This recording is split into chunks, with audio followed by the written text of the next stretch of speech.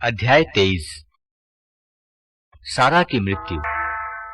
सारा 127 वर्ष की उम्र तक जीती रही और कनान के किरियत अर्बा अर्थात हेब्रोन में उसका देहांत हो गया। इब्राहिम ने उसके लिए मातम मनाया और विलाप किया। इसके बाद वह उठ खड़ा हुआ और मृतक को छोड़कर हित्तियों से बोला, मैं आपके यहाँ परदेसी और प्रवासी हूँ। मुझे मकबरे के लिए थोड़ी सी जमीन दीजिए, जिससे मैं उचित रीति से अपनी मृत पत्नी को दफना सकूं। हित्तियों ने इब्राहिम को उत्तर दिया, महोदय, हमारी बात सुनिए। आप हमारे बीच एक शक्ति संपन्न व्यक्ति हैं। अपनी मृत पत्नी को हमारे सर्वोत्तम समाधि स्थान में दफनाइए। आप हम में से किसी के भी समाधि स्थान में उसका दफन करेंगे तो वह आपको नहीं रोकेगा। इब्राहिम ने उठकर देश के निवासियों हित्तियों को प्रणाम किया और उनसे कहा, यदि आप लोग मुझे अनुमति देना चाहते हैं कि मैं यहाँ अपनी मृत पत्नी को दफनाऊं, तो मेरी बात मानिए और सोहर के पुत्र एफ्रोन से मेरे लिए ये निवेदन कीजिए कि वो मकपेला की गुफा मुझे दे दे। वो उसकी है और उसके खेत के किनारे है। वो पूरा पूरा दाम लेकर आपके सामने ही उसे मुझे दे दे, जिससे मैं उसे समाधि स्थान बना लूं। एफ्रोन भी हित्तियों के बीच में बैठा था।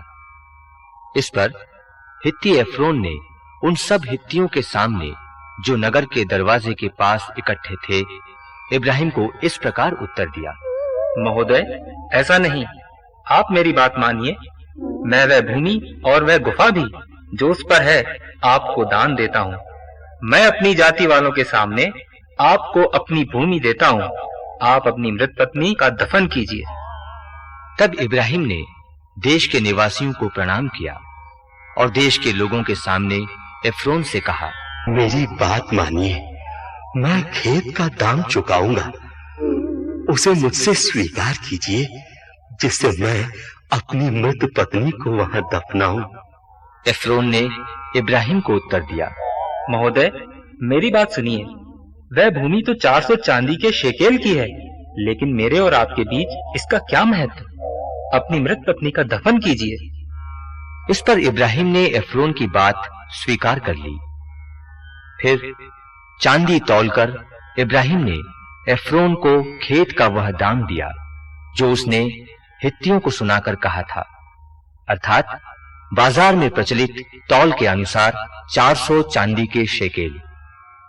इस प्रकार नगर में फाटक पर एकत्र सब हित्तियों के सामने मकपेला में स्थित एफ्रोन की भूमि जो मामरे के पूर्व में है और उस भूमि सहित उस पर स्थित गुफा तथा भूमि पर के और उसके आसपास के सब वृक्ष, इस सारी भूमि का अधिकार इब्राहिम को मिल गया।